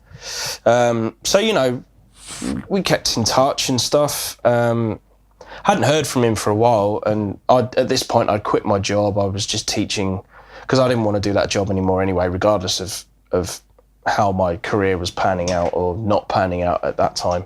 So I used to just go down to the local music shop every day and annoy my friend Greg, because I'd go in there and play all the guitars and never buy anything. So I got a phone call from Jamie, and he sort of said, oh, I've got a potential offer for you. I don't know if you'll be interested, but he passed me over to the guy who runs Lick Library, Kim, his name is.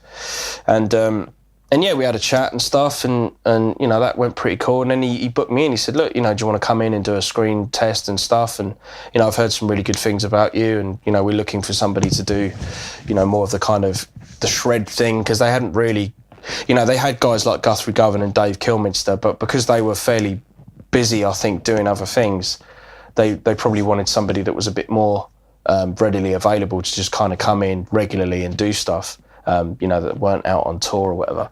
And at this point, I wasn't doing anything. I was in a cover band and teaching, local kids guitar. So yeah, I went in. The first lesson I did was Get the Funk Out by Extreme. And yeah, I did that, a bunch of kind of lessons and stuff. And I sort of did it. They edited it. It all looked great. The playing, they were really happy with it and stuff. And then he called me up and said, yeah, do you want the gig then? And I was just like, yeah, okay. Sweet. So, the YouTube thing for them was just sort of taking off and that. And I think I was fortunate at the time to get in at that point and do videos that did do quite well. They became fairly popular, and, people liked my stuff, and, there was kind of requests coming in for can you do this, that and the other? And then I started doing, sort of Pantera, Megadeth and all that kind of stuff, which was sort of furthering my sort of metal knowledge, because I was learning as I was going, kind of thing. But yeah, one thing led to another, and here you are. Yeah, pretty much. I mean, that I did that for a number of years, and then I was sort of doing the guitar shows and stuff, and then I started getting offers from like other websites and things. Oh, do you want to come and do this? And sometimes it was a bit of a kind of conflict of interest crept in a little bit. So, it was a bit of a minefield, I suppose, when they'd obviously created a bit of a monster with what I was doing. That other people were keen to get me in to do stuff because maybe they liked my approach, or they liked the way I played and stuff, and then it was a bit of a platform for me to start putting some instrumental stuff out there, but that was really networking through forums and stuff, as most notably the John Petrucci forum, which at the time was kind of a hub of bubbling players, Rick Graham, Tom Quayle, I think guys like Travis Montgomery, and then you had like Misha Mansour in there as well. He was just posting up demos of like his stuff under Bulb. I mean, who would have known that it would have ended up being the fucking massive band that's Periphery now? But it's kind of cool seeing it sort of grow from that to where it is now. You know what I mean? Both the John Petrucci forum and the Andy Sneap forum. Yeah. I suppose if you were more of a recording guy, I didn't even know who Andy Sneap was at that time. But yeah, the forums were. Vi was another good forum as well. So yeah, I think there was just this time where forums seemed to be an important place to kind of network and put your name out there and gauge whether people liked what you were doing or not. And then I sent a bunch of demos out to some labels. One got back to me, which was a New York label called Grooveyard Records, and they put out my second album, which I did myself horribly, but they signed off on the mix and they went, yeah, it's fine, we've heard worse. I was like, okay. So that's encouraging. Yeah, but it kind of did all right. There's some songs on that people still ask me to play and teach and stuff, and yeah, and then it grows from there really. But it wasn't really until I hit my 30s, well, I had a long-term relationship and that kind of broke up, and then I kind of just went off the rails a little bit. I started kind of thinking, right, fuck this, I'm going to move in with my mate, literally just start my life again. And then I spent probably from about 30 to 34 just playing all over the world, doing clinic tours, going to NAMM, networking, meeting people. I mean, some of the scenarios where I've met people, like, me and Padge from Bullet for My Valentine are good friends now, but we met at Frankfurt, and we were both just totally off our faces on Jägermeister, and we just kind of just hit it off, you know what I mean? And we stayed in touch ever since. I met Mark Tremonti at a Steel Panther concert because I was walking backwards through a crowd, drunk, because I dropped, through a cloud. Yeah. Well, I don't know, but yeah, I dropped my wallet and I was looking for it, but I was kind of walking backwards. I was looking for it anyway. I sort of bumped into a few people, and there was this one guy I bumped into, and I sort of, quite hard and that, and I just sort of turned around and went, "Oh, sorry, mate," and he was like, "Fucking hell, it's Mark Tremonti." And he knew me from the sort of Lick Library stuff, so we just sort of stood there chatting in Disney World, like drunk. I think because a lot of people don't know that he's a sick guitar player, and totally. Like a never-ending guitar student. Yeah, he loves it, honestly. I mean, I saw him the other week just because he's like, whenever he's in town or he's kind of near to where I live, he's like, oh, you're going to have to come out and we're going to sit down and trade some more licks and stuff. So it's pretty cool that he's just totally not this guy that you would expect, who's been in like one of the biggest bands throughout the 90s and all the stuff he's done and that. He's still kind of a geek for the guitar thing. And it's great because you just, you get something out of it, obviously, because you learn a ton from him for like, some of the styles that he's got, especially with his finger style and stuff. So, the licks that you're trading aren't necessarily the same kind of thing. But yeah, it's just great when you network and you just kind of put yourself out there, I think. You'd be surprised at who you can meet and the kind of relationships you can forge just through being normal and having a love of a mutual thing, I think it's interesting that you say how this networking stuff that you've done is just basically hanging out. We've had a lot of guests talk about how really the word networking is thrown around a lot, but in all reality, it just comes down to being someone that people like to hang out with. Yeah, exactly. Like, I mean, you haven't even got to be the greatest player or like... No, definitely not. You know, you've just got to be... I mean, obviously, you know, you've got to be sort of good or whatever, but I think, yeah, more importantly, you just kind of... These guys, I mean, they don't want to work with people that are constantly in awe of where they are, or like... I've noticed that as well. Like, I mean, just as it's as uncomfortable for you meeting one of your heroes, it's just as uncomfortable for them knowing that there's this weird barrier of like no conversation because somebody's just totally like frozen because they don't know what to say. You know, so if you can kind of totally diffuse that straight away, it makes the relationship building a lot easier between the people, because then you can just have a normal conversation and then you can actually get to know the person rather than the idea that it's somebody, you know. That shit doesn't even matter once you get to know the person. No, exactly. You kind of, after a while, you sort of forget, really. Yeah, and also I think another thing that is really important that's served me well with networking is, this might seem counterintuitive, but you approach it with no goal in mind, other than hanging out. Yeah, definitely. So the goal is to hang out and have a good time, and if something comes of it, great. Yeah. And if not, great too. I almost kind of purposefully don't ask for... I mean, it depends how well you know somebody or whatever, but like, I mean, even if you've had that initial thing and you've traded contact details and stuff like that, like, knowing that they're going to be in town and they've got a gig, it's almost like, oh God, I don't want to be the guy to be asking them if I can come and stuff like that. You know, normally, I mean, I've been fairly fortunate that, you know, people, because you've kind of forged a relationship in that and they know they're going to be near you, they normally offer and go, oh, look, you know, I'm going to be around, do you want to come down and stuff like that. But yeah, like you say, somehow having that relationship that's new and then using it to purely get passes or to purely go, oh, well, this guy's my friend now and you know, I can get us all in or, you know, yeah, don't worry about it, I'll sort it all out, or, you know, and then, or you start bombarding them with like links to your band, or you start sending them your music and going, oh, what do you think of this? And, you know, because it's like, I don't know, that is the quickest way to ruin any kind of fledgling relationship with a potential contacts that, yeah, I mean, I'm not saying it couldn't be useful in the future, but I want to establish enough of a relationship with somebody whereas that's not weird, you know, and almost they offer and go, look, man, you really should do something with this music. Maybe I can have a word with somebody and see what's going on, you know what I mean? But, you know, that's not to say that you don't mention that you're doing something, but you don't directly go, oh, look, I'm doing this band. You know, you've got a big label behind you and that. Do you think you could put it under somebody's nose kind of thing? It's very weird. It's a delicate situation. Only if it's relevant to the conversation do you bring it up. Yeah, totally. Yeah. But I don't know. I mean, yeah, like you say, I mean, these friendships and stuff like that, they're purely because, you know, we've met on mutual terms and, you know, you just get on. There's some people that you meet that you don't get on with, but, you know, that's fine too. That's fine, yeah, exactly. You don't have to get on with everybody.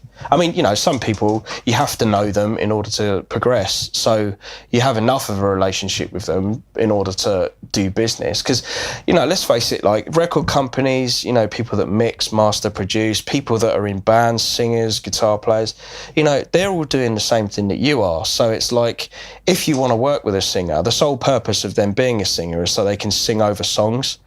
So if you can write songs that facilitate that, then you're going to have some kind of symbiotic relationship that will work. It's not like, oh, I can't possibly work with this person because they're such and such. It's like, well, all of these guys are doing what they do because it's the same thing as what you do. They've just got a bit further, maybe. But it's like record labels, you know, they want bands to promote. It's not like they're sitting there going, oh, we don't need bands to promote, because, like, what's the fucking point of a record label? Do you know what I mean? So absolutely. So yeah, everything works both ways. It's not like, you know, somebody needs you more than you need them kind of thing. It normally ends up being, well, you're a band, we promote bands, let's do that. I mean, it's a shame that some people get fucked over along the way, but, you know, that's due to maybe lack of experience or just dealing with genuinely not very nice people within the industry, and that's going to happen. But I think the industry does get a bad rap, though, honestly. Like, there's so many people and posts I see now about, oh, there's no money in it anymore, there's not this, there's not... And I'm thinking, well, fucking hell, someone's making money. I beg to differ. I think there's plenty of money in it. Yeah. And you just...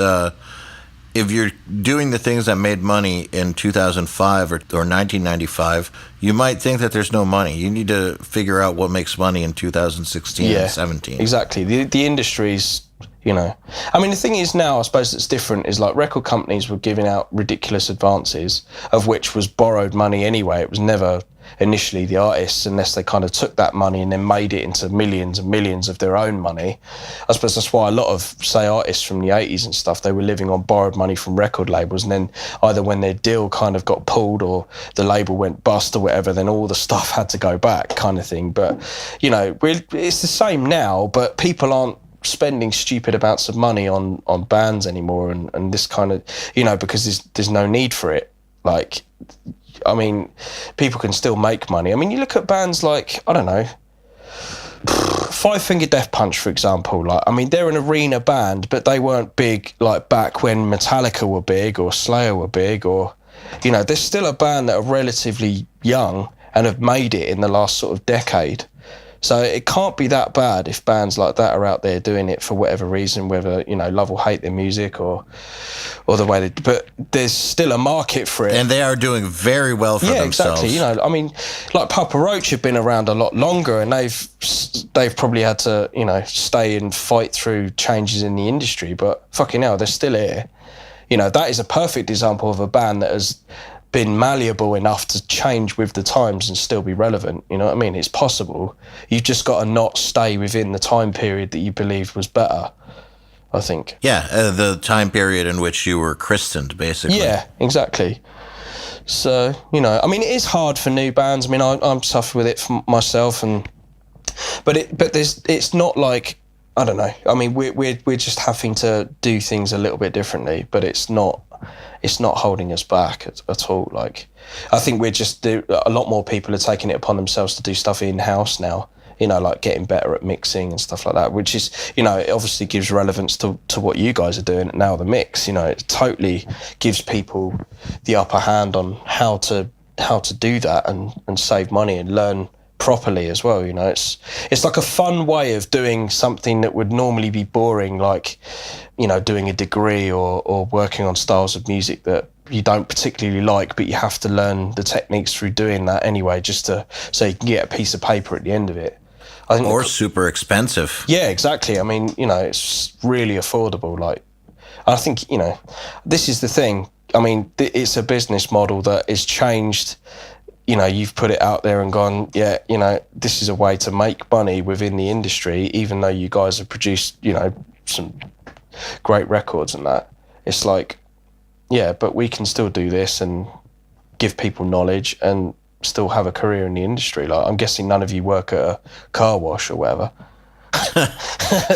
No, not exactly. Yeah, exactly. Do you know what I mean? So it's possible. That's the thing. There's always hope. Dude, there's always hope. And it's always possible. You just have to see the future, I guess, and see the solutions to problems that people don't even know they have yet. Yeah. And I know that sounds esoteric, but it's not. You have to try. And part of it comes from knowing your audience and knowing what they want and what they're not getting enough of, and what they would be really excited over, and giving it to them in a way that makes their lives better. Like, you have to try. You're not just going to figure it out. If you think that you're going to just put out records and make money off of records, you know, or do things the way they've always been done, you might not fare so well. But if you figure out a way how to make people happy now, you can probably do okay with some hard work. Yeah. And, you know, I think you just kind of hit the nail on the head there. Like, everything boils down to how hard you're willing to work at something. Yeah, that's kind of to me, that's kind of assumed with successful people. Is like, you just assume that they bust ass. Yeah, I mean, I suppose, I mean, if you look at my day-to-day life, I mean, you probably think, well, it does fuck all, really. But I don't, because when I do work, I work like stupid long hours, and you know, it's like hours and hours spending video editing and making sure things look cool, and you know, and planning releases and writing music, and constantly, you know, everything I do is kind of geared towards my art in some form or another. But it's not like a day job, you know, but it is, you know, it is hard work. But that's the thing, that I think that technology, even though it kind of improves workflow and things like that, it's still never going to replace the work that you have to put in initially to just improve yourself, either as a musician or whatever it is that you do. I think that's always going to be something that, you know, separates people that are successful compared to people that aren't. Well, the technology is just an infrastructure. I mean, it's neutral, in my opinion. It exists to help you do your thing, but you still have to do your thing. Yeah. I mean, you know, I suppose I could, because of YouTube and stuff like that, like, I could argue maybe that if it wasn't for the internet, I wouldn't have a career. But I don't know if that's true either, because I think the same process will have played out just very differently. But ultimately, with a different medium. Yeah, exactly. I think, you know, the same drive and the same direction would have occurred. I mean, you know, my initial part of the career and getting out of my work into doing what I was doing anyway was nothing to do with the internet. It was still very much a hard sale business, you know, in terms of selling DVDs, and how I found about the competition was through a magazine, you know, so the internet wasn't involved at all. So those things, even if somebody unplugged the internet now, would still exist. Well, that's kind of how I feel about it as well, is before the internet was a thing, I still had the same mindset. I wanted to do something bigger. I didn't want to be tied down to one career. I wanted to do something that helped people, and I had the same types of ideas and the same drive, for sure. It's just, you know, you work in the world you live in. So yeah, right now you had YouTube. So great. 20 years from now, guitar players will probably have something different, and that's fine too. Yeah, I mean, I have heard on the grapevine actually that even CD printing companies and stuff like that are actually advising in the next 4 years about printing CDs, or even any form of physical medium in which you can own music, because they're going, everything's going to go streaming. Like, which is kind of interesting. In about the next 4 years, hard versions of any kind of music will just be phased out completely. So that's interesting. Like, I mean, it's kind of going that way anyway. But doesn't bother me. No, I mean, the only thing I am thinking though is it going to be more geared up towards supporting the artist if that is the case? Because, I mean, I know companies like Spotify and the like are going to have to probably rethink their royalty scheme if anybody's going to have a hope in hell of, you know, having a sustainable income from streaming. Because then I think streaming in a way will get rid of illegally downloading and illegally owning stuff. So actually that should set the kind of baseline for, well, back to where it used to be. But it would just be streaming and not. But I don't know, because then some illegal streaming sites will probably pop up where people can hear stuff for free and they don't pay for it, or, you know, so. I think artists need to just realize that their music is a commercial for whatever else they're doing. Yeah, I mean, yeah, you're absolutely right, actually. I mean, it kind of has got that way now. Because, like, I mean, I know guys in bands and stuff, and yeah, it's touring. I mean, that's why bands are going out for so long now, you know, as opposed to they bank so much money off the record and do a 6-month tour, and then that'd be the cycle for the album. That's kind of not the case anymore. It's actually gone back towards where, you know, like, say, like bands like Bon Jovi and that used to do like 2.5-year touring cycles of an album, like non-stop. You just think, fucking hell. I mean, the thing is that we can say it'll go this way or that way, but I kind of assume the worst, and I also assume that I have no power over it. So I assume that the idea of, unless you write like a #1 hit or something like that, the idea of making money off of plays of your music is kind of out the window, unless, though YouTube is pretty cool about that. I think overall as a business model, like, I want to get into writing music and I'm going to make a living through streaming income. I just think that if anyone thinks that, they need to rethink things. Yeah. Because we can't control, like, we can't control what they do. We can't control where any of this goes. We're just along for the ride. So my experience tells me that musicians need to be smart about using their own music as a platform to launch a bunch of other things. And it's not just touring. It can be the Andy James Guitar Academy. It can be the clothing brand that, what's his name from Five Finger, that Zoltan from Five Finger has. It can be any number of things. It can be Nail the Mix. It can be jam play or whatever. Band Happy once upon a time. Whatever it is, it can be a crazy merch line. We can't expect that things that were valuable to the consuming public 20 years ago are going to still be valuable. I think songs, while we all love songs, they don't hold the same value to the market. No, and that's probably not going to, it's probably not going to change. I mean, it will change, but it's not going to go back to how it was, because nothing ever goes back. No. It's kind of like things aren't going to become less chaotic. No. I suppose it's like having been exposed to like heavy drum sampling for the last 10 years. It'd be like going back and listening to totally dry kits in mixes again, which I don't think's ever going to happen. Like, doubtful. Yeah. Well, I don't know. It happens. Like, yeah. I mean, unless anybody really figures out how to illegally download a T-shirt or a hoodie, I think you're pretty safe with merch for now. Unless they 3D print clothes or something. I don't know. Yeah.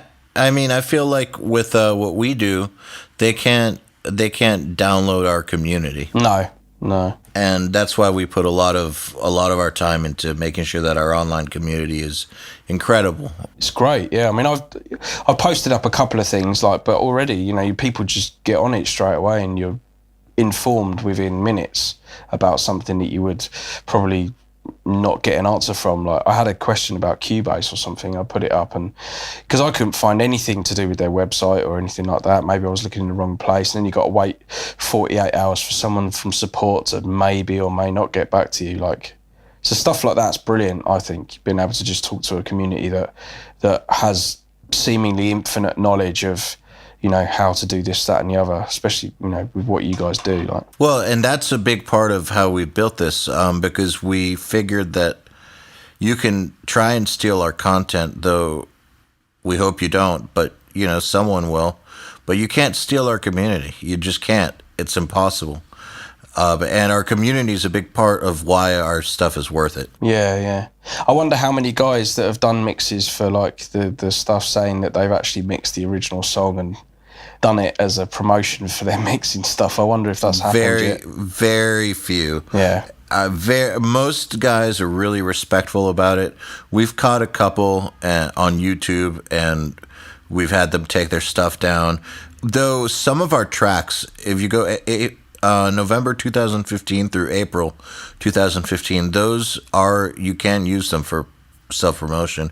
You can use up to 45 seconds of any one of those for self-promotion. It's just after that we started to get a bunch of label bans, and it's hard enough to get the labels and the bands to agree. Right. I mean, everyone's been cool, but still, we don't want to push it, and we do have to get this legally signed, and those are the rules. But so far, literally, we've only found 2 or 3 people over the course of 6 months. That's pretty cool, actually. I mean, you're always going to get the odd one, aren't you? But yeah, no, that's awesome.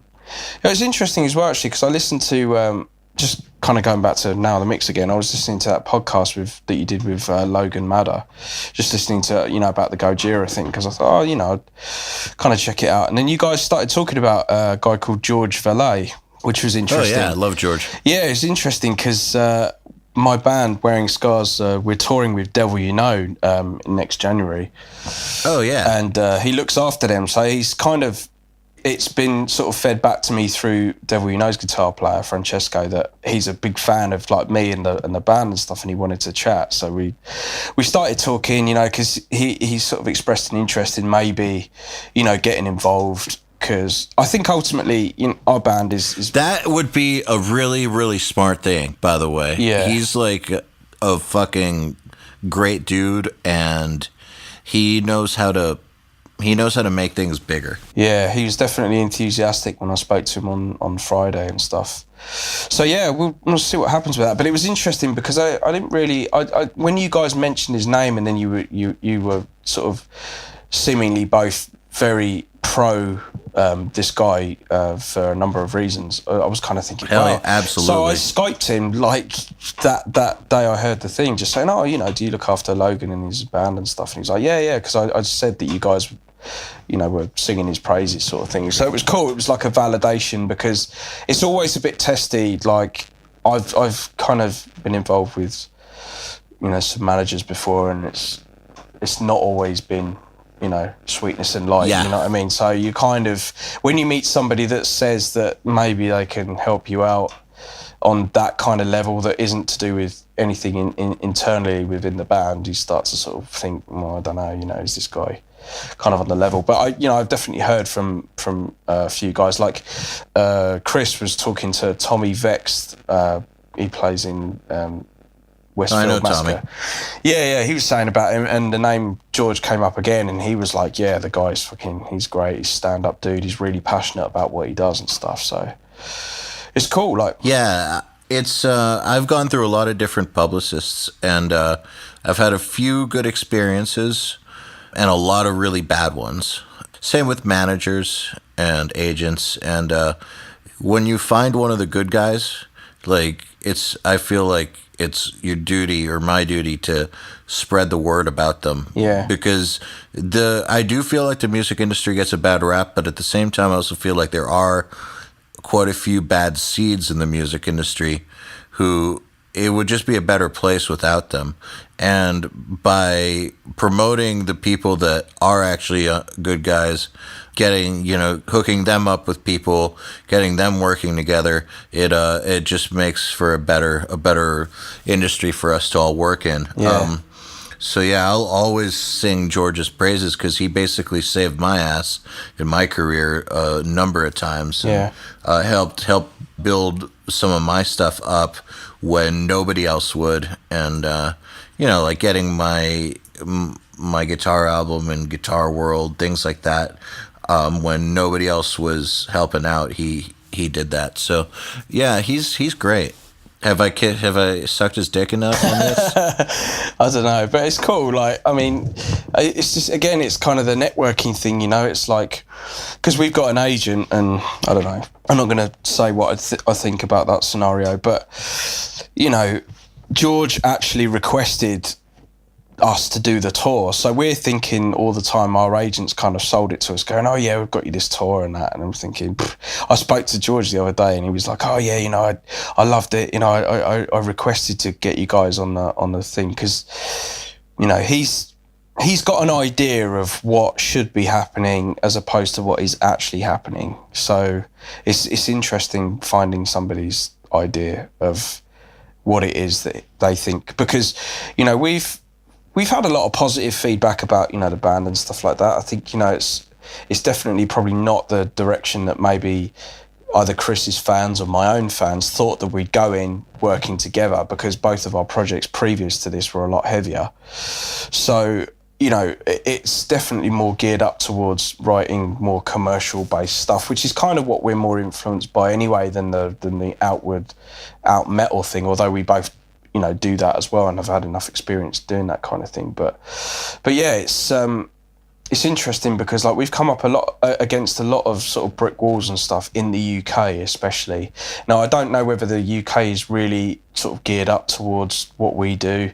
I mean, there certainly isn't any radio stations playing stuff that we play, not unless it's like, 9-10 o'clock at night when most people aren't listening to the radio anyway. Kind of thing. Totally. It's really not a thing that's pushed here at all. Like, so, with that said, we get good feedback about, oh yeah, great bands, great live, it works. And then you get people like managers and labels going, well, it's great, but we just don't know where we could place it in the market. And we're just like, well, you don't know, or is it just not like weird enough? Because I think the things that seem to do really well in the UK are kind of like really obscure, kind of weird things that have somehow become commercially viable. I don't know.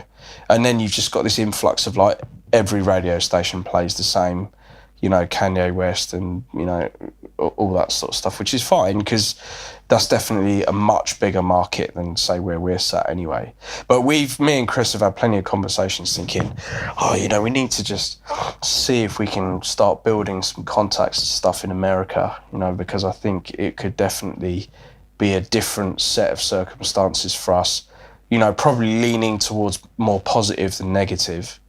And it was interesting. I think that sounds about right. Yeah. Talking to George kind of solidified that as well. He was like, look, you know, I'm not a miracle worker, but, you know, I'd really, if I believe in something, then I think I can do something with it. So it was just cool, like in a space of a week, kind of not really knowing something about a guy that you know, it seems interested to now being fairly confident that he's kind of universally got people kind of singing his praises and that's always a good thing, I think. That's a really good way to verify things. If I don't listen if one person says something bad or good. No. But if a bunch of different people say good or something, I'll listen. Yeah. But weirdly, if it's bad though, like if it's unanimously bad, I still want to find out for myself if that's the case. Yeah, I don't listen I only listen if it's unanimously good. I don't listen if it's unanimously bad, because sometimes unanimously bad just means that someone could have been right and they held on to their opinion and were an asshole about it because it was the right decision and everyone else hated them for it. Yeah. Because that happens. Yeah. Yeah, there's a bit of ego creeps in there, you know what I mean? It's like... Yeah, I never listen to people shit talk. Like, I never take it seriously, because how many times have you met someone and heard that they were a total dick, and then you become friends with them, and it's like, nah, this guy's fine. And people have said that to me, too, that they heard I was terrible, and then they're my friend, and they don't understand. Yeah. So. Yeah, I mean, I must admit, I've had that a lot, actually. I think because... I tell you what the weird thing is with people that, when they meet me, is because most of my lessons and stuff are very kind of serious, and, you know, I mean, I'm probably not like the sweetest looking bloke out there.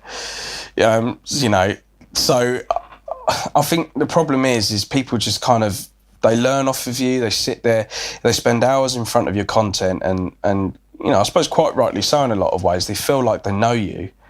And like when you meet somebody in real life and you're kind of a bit goofy, or you laugh, or you're cracking jokes all the time, or you're a bit sort of, people are like, wow, this is not what I expected, like, at all. But I don't know, like, I mean, I've got kind of just normal, really. I like having a laugh. I don't like being a dick to anyone, really. Unless it's for a joke, and then you're like a normal human being. Yeah. Imagine that. Yeah, exactly. You know, but it's kind of odd that the perception people have of what it'd be like to meet you, and I think, you know, there's always this other thing as well. Like, I mean, I have met a few people that are known, and you kind of wish that you could rewind and then just not have met them, you know, for whatever reason. But then again, sometimes when you meet people, it might be like, you know, backstage on a tour, or, you know, there's a lot of press going on, or there's just a lot of shit happening. Like, if you bump into someone at NAMM, right, and they blindside you for whatever reason, I'm probably not going to base my opinion on that person solely for the fact that there's probably a lot going on, and for them to just shut all that out and give you exclusive time, like, to talk or just about nothing. Yeah, it's kind of selfish. Yeah, to expect them to do that. Yeah, to just like be like, hey, I have all these meetings planned and getting paged in like 8 different directions by people, but I'm gonna stop it all and talk to you. Yeah. I mean, someone filmed me doing it at NAMM once, actually. It's probably why I brought it up. But, you know, some guy was going, oh, you know, they were just filming the guitars and stuff. And like, I got there and they stopped me and it was like, oh, you know, is it cool? And I was like, yeah, I've got to play in it in a bit. But, yeah, we can, you know, stop and chat and stuff. And maybe my responses after that seemed evasive, but they really weren't. It's like, you know, we had a couple of minutes just talking about stuff, and I was just like, look, man, I've got to go. I'll see you later. And I noticed some people in the YouTube comments just basically going, oh, Eddie James, what a dick. You know, he's got no time for his fans and all this. And I'm like, no, I was 15 minutes late for a performance I was getting paid for on the ESP stand. And, you know, I didn't even have to stop, but I did. And it's like, wow, you know, people, they just see one little bit of a scenario and just, that's it, you know. But, you know, that's the internet. Andy James, where's your leather pants, man? if you're going to act like that, you got to put on those leather pants. Yeah, I'll start kicking my pics into the audience. Yeah, exactly. So with that, I think that's a good stopping point. I want to thank you for coming on, and any of you out there listening who want to become way, way better at guitar, just go to andyjamesguitaracademy.com and sign up. Yeah, thanks for the plug, mate. Anytime, dude. Yeah, well, thanks for having us. It's been great, you know, to finally meet and chat and stuff. It's been awesome. Likewise, thank you so much. The Unstoppable Recording Machine Podcast is brought to you by Kush Audio, a premium manufacturer of top quality audio hardware and plugins. The high end just got higher. Visit thehouseofkush.com for more information. To ask us questions, make suggestions, and interact, visit urm.academy/podcast and subscribe today.